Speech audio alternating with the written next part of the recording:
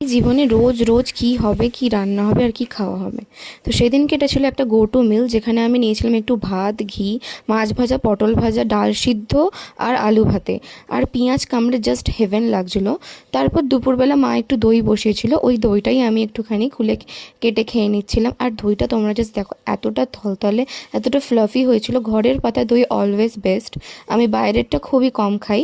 মা দুধ এনে ঘরেতেই দই পাতে, সেই দইটার টেস্টটা হয়তো সেম টু সেম বাইরের মতো হয় না, বাট ডেফিনেটলি খুবই ভালো হয়। তারপর একটুখানি আমি ঘুমিয়ে পড়েছিলাম। বিকেলবেলা উঠে একটু চা আর বিস্কুট খেয়ে নিয়েছিলাম, কারণ এটা আমি যখন রোজ রোজ খাই না, বাট যখন ছুটি পাই বা যখন ইচ্ছে করে এই বিস্কিটটা দিয়ে খেয়ে থাকি। বিস্কিটটা সত্যি খুব ভালো খেতে। তো সেই দিনকে জানি না কেন একটু টাইমও ছিল, আর অনেক দিন যেহেতু আমি লুচি টুচি কিছু খাইনি, সেদিনকে মা আর আমি প্ল্যান করলাম চলো বিকেলবেলা একটুখানি বেশ ভালো কিছু বানানো যাক। তো ডিসাইড হলো যে লুচি, আলু চচ্চড়ি, সাদা আলুর চচ্চড়ি অ্যান্ড পায়েস হবে। সিমুয়ের পায়েস আমিই বানিয়েছিলাম সব কিছু। মা আমার ভীষণ হেল্প করছিল। মা সবেতেই হেল্প করে, কুটে কাটে সব কিছু জোগাড় করে দেয়, আমি জাস্ট রান্নাটা করি।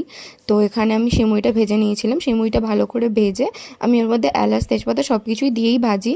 তারপর সাইডে দুধটা ফুটিয়ে ফুটিয়ে, কম কড়াই ছিল, আমি ওর মধ্যে কাজুগুলো অ্যাড করে দিয়ে তারপর ওগুলোকে পুরো ওই ফুটন্ত দুধটার মধ্যে দিয়ে দেবো।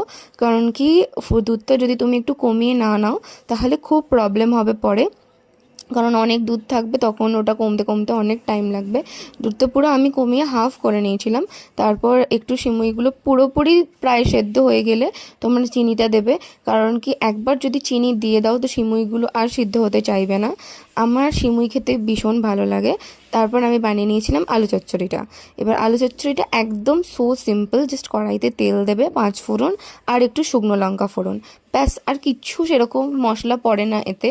আর হিং একটু দিতে পারো তোমরা, বাট টেস্ট ওয়াইজ তোমরা চাইলে এটাকে স্কিপও করতে পারো, তাতেও অলমোস্ট আলু চচ্চড়িটা ভালোই খেতে লাগবে।